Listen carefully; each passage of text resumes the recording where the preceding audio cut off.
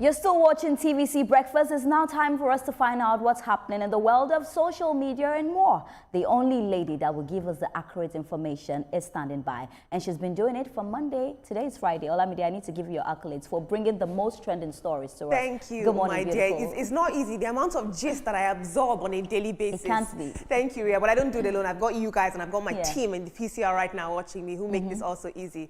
Shall we see what everyone's talking about this morning? Take it away.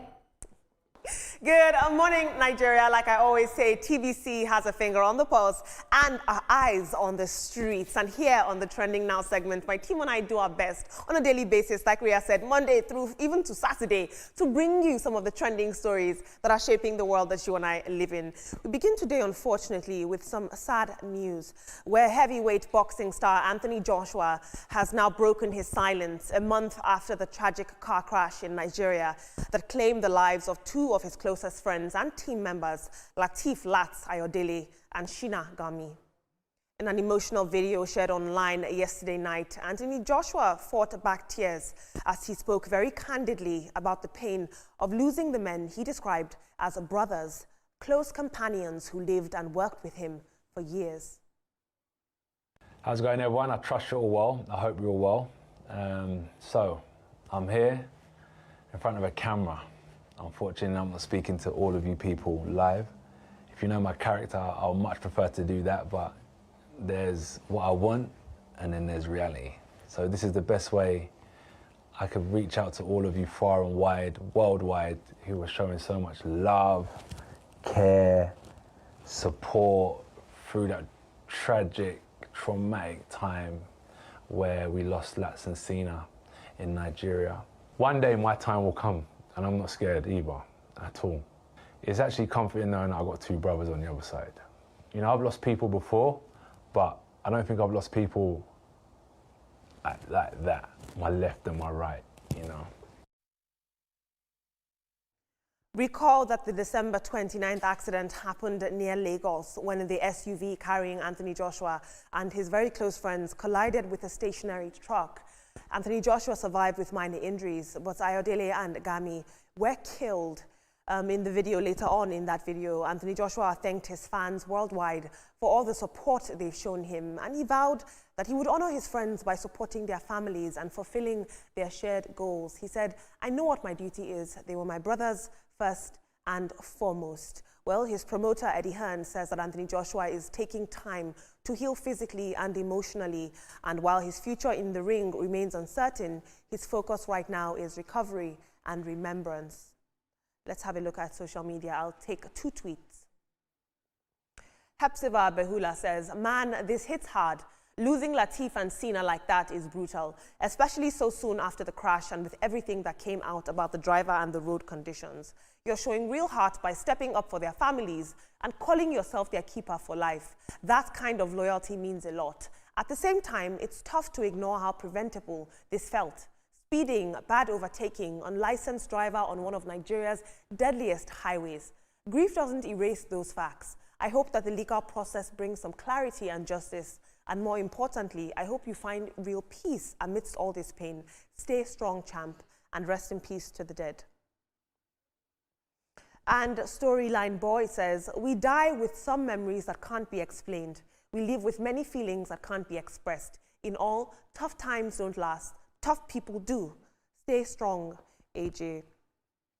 Team, grief is a very complicated emotion, and we can't even imagine what Anthony Joshua is going through in this moment. It's very hard, but it does take a very resilient man to come out and, you know, share this publicly and say, "I'm taking responsibility for their families and I'm staying strong." But, you know, I worry that he felt that he had the obligation to come and speak to us in this very trying time, Etoma. Yeah, it is part of sorry, it is part of the healing process for him. He has to come out. He has to come out and ventilate. He has to say it. What I admire most about him is his pure dedication to his friends and the promise that he will take care of their families. And that is true friendship. And I commend him a whole lot for that. And for those of us that love seeing him in the ring, let's pipe down. This guy really has some healing to do.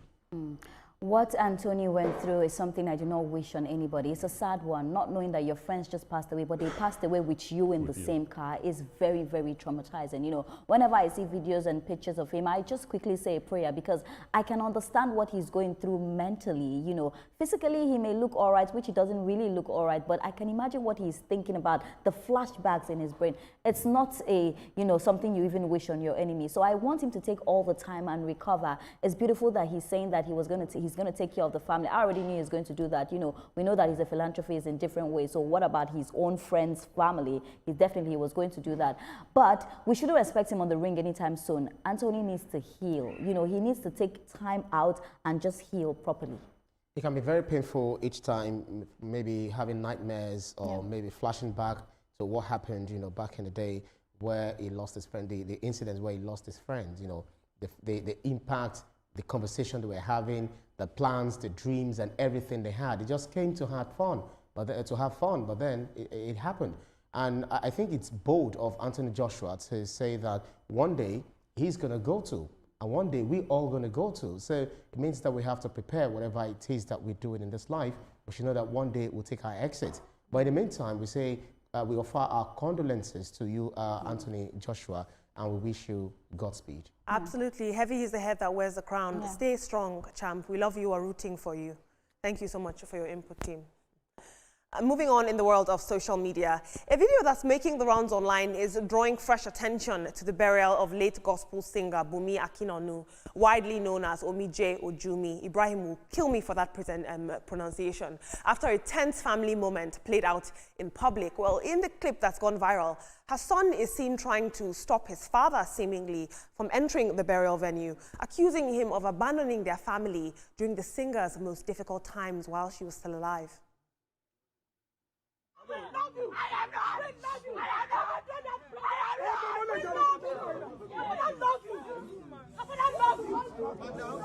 love you.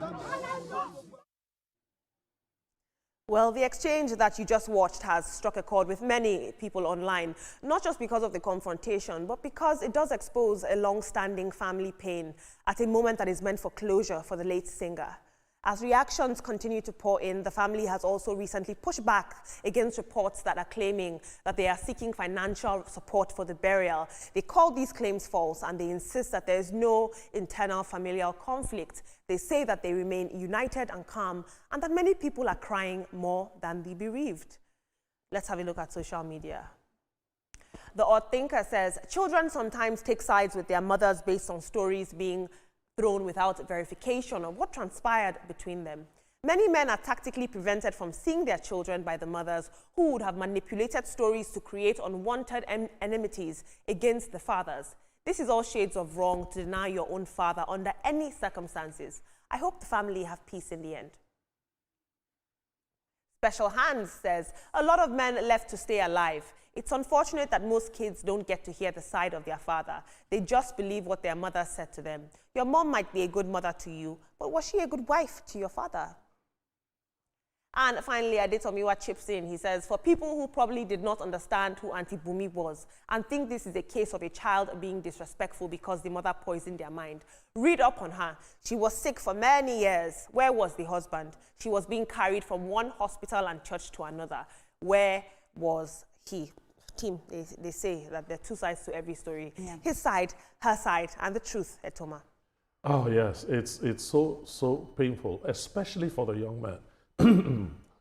Even though he may have been given stories and so on, he also had seen things that he felt was not right.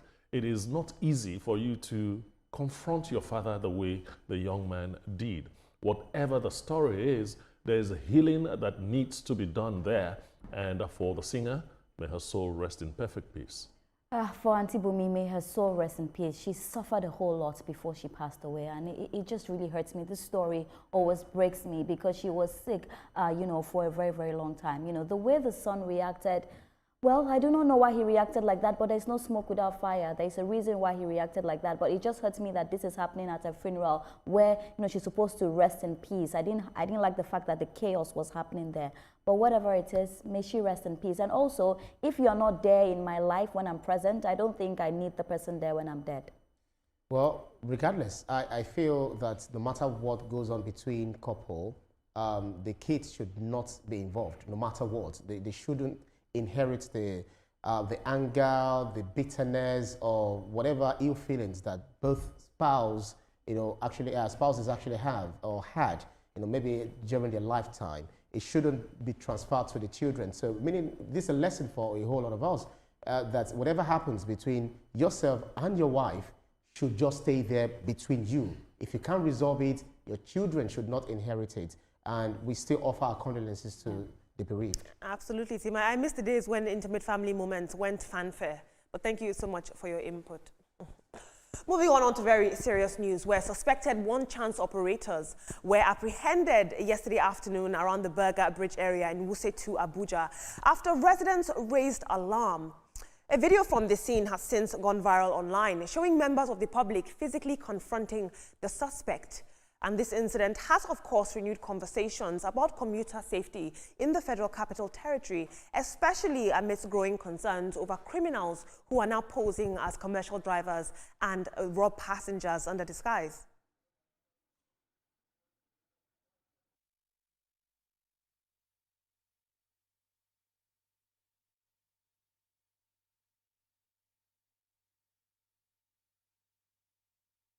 On the arrest, but residents are now calling for increased patrols and quicker emergency response times across major routes in the FCT. Well, this footage does continue to trend, and Nigerians are debating public vigilance, crowd reactions, and the role of law enforcement in keeping Nigerian commuters safe. I'll take 3 tweets on this. Let's have a look. Once again, we find ourselves at an intersection, mob justice or... Akan Patrick says, you might think the beating is too much, but before you show pity, go find out what these demons do to their victims. They are ruthless and merciless. They have no conscience. They are lucky that this isn't in Onisha, Aba, or Uyo. Na barbecue them for turn them to. Ben says, these same one-chance people are the reasons for police enforcing tinted glass permits. They operate with reckless abandon, zero human sympathy. Whatever happened to these ones today is well deserving. And finally, Edwin says, good, he deserves jungle justice. The number of people they have robbed, killed, and injured in Abuja are too many to mention. Any of them caught don't deserve to see the next day. Very interesting. Team, this is very alarming, and I thought it was important to raise an alarm on the plight of many commuters within the FCT. Now, while Minister Wike, goes back and forth about River State politics, this is what is happening in his state. But that is a side note. On the other hand, the reason they call it one chance, as I'm sure you all know, is that people get in these vehicles and they are never seen again. You have one chance at your life, essentially. Yes, the activities of this one chance people is wicked, is evil, all right? Yes, I understand that. But if you happen to apprehend one, jungle justice is not the way to go. Call the police, hand them over to the police, let the justice system take over.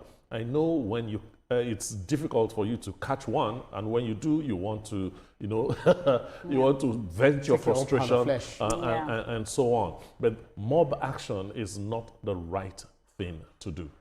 Of course, I don't agree with mob action, but oftentimes we need to understand that people take this kind of action because they feel like, if they take it to the police station, it may be delayed or justice will not be served. But of course, I do not agree with mob action in any way or form. But this is very sad, and I think the Minister of the FCT, Wike, he really needs to look at this insecurity in Abuja. Yes, we're highlighting the good roads he's doing, the beautiful reforms he's doing in Abuja, but that doesn't put to play if the citizens are not safe in Abuja. So I'm just hoping he gets to look into that, like put more, attention in insecurity that's happening in Abuja, especially this one chance. It's known so well, in Abuja. A lot of people are even scared to enter cars just to take them to their next destination. I do not believe in jungle justice, but I also believe that the police, when you see cases like this, you need to act fast.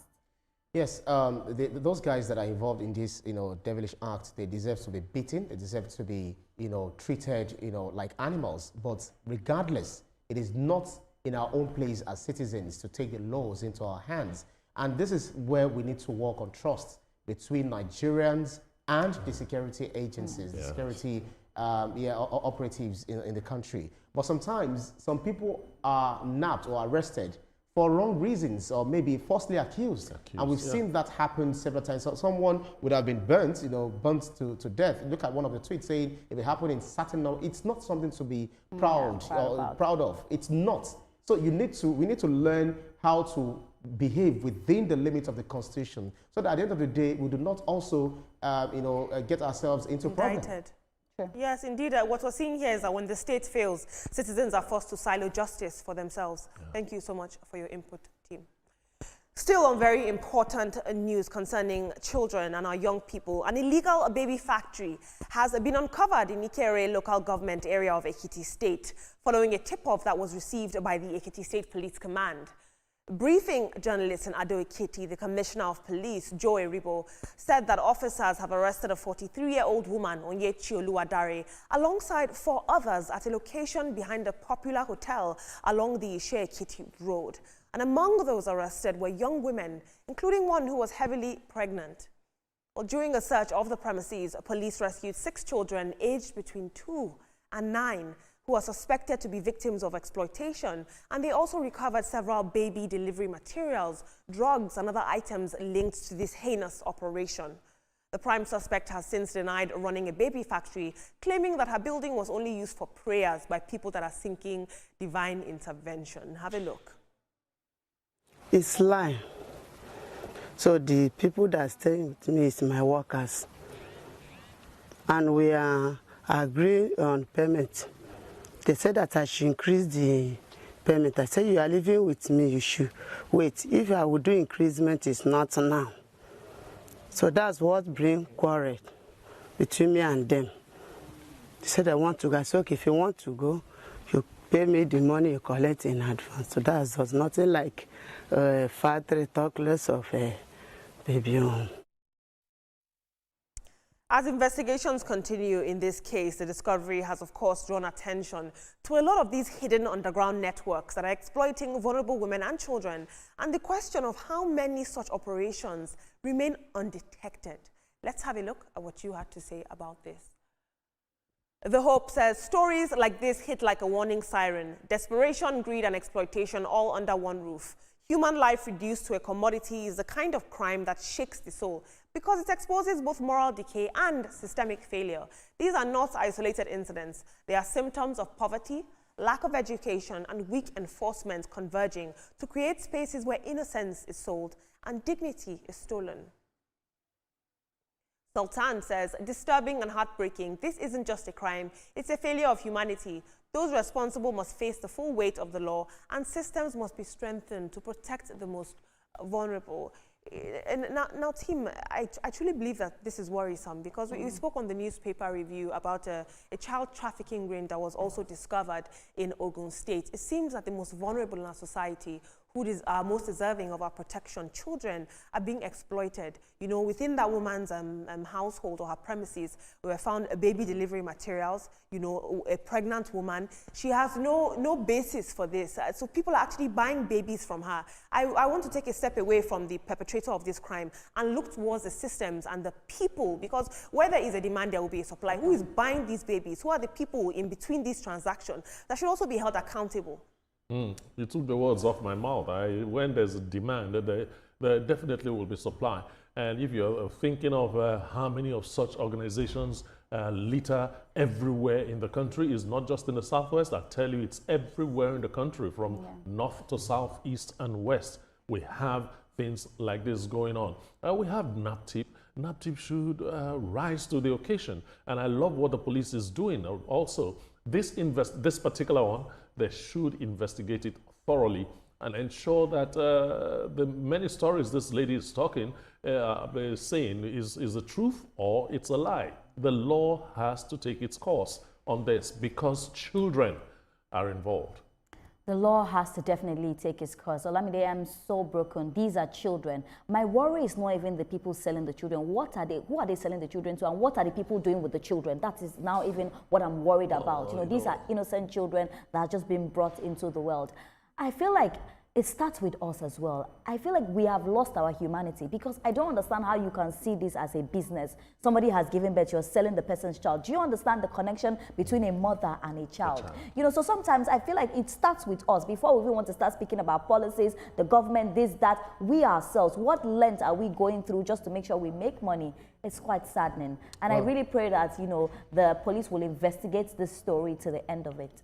I feel it's desperation. We should also question the one who also carried the pregnancy through the throes, the pains, and all of that the woman went through, giving birth to that child, and then she decided in her own capacity. Some would unalive the baby, and others will sell the baby, and you just question their humanity. So the network, as Thomas said, even Rhea yourself, that we should locate who are the people within this network. The one giving birth, the one taking the delivery, the one selling the kids, to whom they are selling the kids, and what they are using, the custody of these, kids, what they do with them. It is so sinister. And kudos to the police, but we need to unravel the network behind this. Yes, I have to ask myself, at what point did a child become a commodity and a person become a product? Thank you so much for your input, team.